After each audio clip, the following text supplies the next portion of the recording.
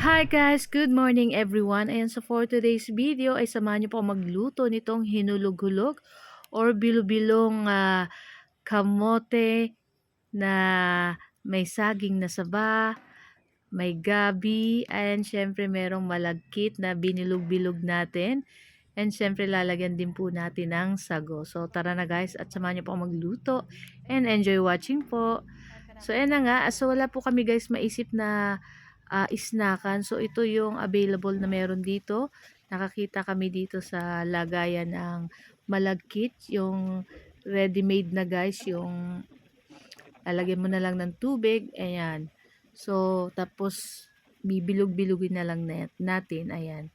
So napakadali lang naman po nitong gawin, and syempre nakakamiss din pong kumain itong bilo-bilo or hinulog-hulog. Ayan, may bibili pa ako. Ang tawag po kasi usually dito sa Bicol, hinulog-hulog. Ayan. Sa Tagalog po, ang alam ko is bilo-bilo. Ayan. So, ayan na nga, at na circle na natin lahat yung ating malagkit dyan guys. So, nagpapakulo na rin kami nung ating sago. Ayan, niluluto na natin yung sago dyan guys. Tapos, syempre, ayan na yung ating saging na saba, yung kamote, yung ating gata ng niyog, and syempre, yung gabi, meron din po tayo. Ayan. Ay, Aning. Yan si Ate Aning. Thank you, Ate Aning. Videographer muna tayo. So, ayan, babalatan lang natin lahat. At pagkatas na balatan, ayan, i-cubes lang natin yung ating saging na saba, and yung ating kamote, pinagsama na natin sa kayong gabi. Tapos, ayan na nga, at ready na tayong magluto ng ating ginataang hinulog-hulog or bilo-bilo. So, ayan na nga, at kumukulo na dito guys yung ating gata ng niyog. So, unahin nating ilagay dyan yung ating gabi at yung ating kamote, yung ating sweet kamote, sweet potato. So, ayan na nga. And pagkatapos, syempre, pagkatapos yan, ayan, maglalagay din po tayo dyan ng asin and syempre sugar. Hindi ko na guys napakita kasi nailagay na namin na hindi ko na videohan. So okay lang po 'yan. So yan na nga, syempre dapat balance po yung lasa ng ating ginataan. So dapat nilalagyan natin ng konting asin.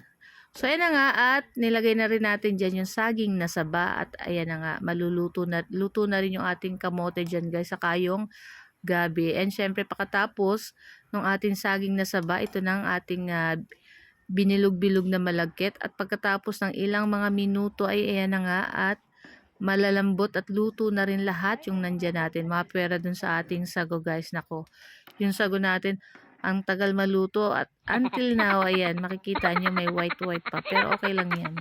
So ayan na nga, at ready na rin po kaming mag-snack. Nako guys, sino po bang gusto nito? Medyo marami-rami yung nagawa namin, kaya ayan, so talagang want to sawa kaming kumain nitong ginataang bilo-bilo or hinulog-hulog.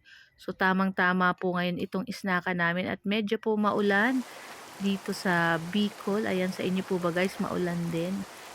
Talagang tag-ulan na rin po talaga ngayon, di ba? So ayan na nga, at i-transfer na natin yan sa ating mga mangkok, at talagang syempre takad-takad or nakatakad ba or takal. Ayan.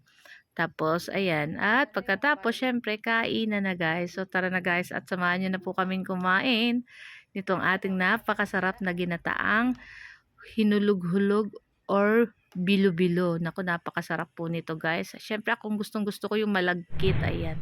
Saka yung gabi at kamote. So guys, thank you for watching. Ciao!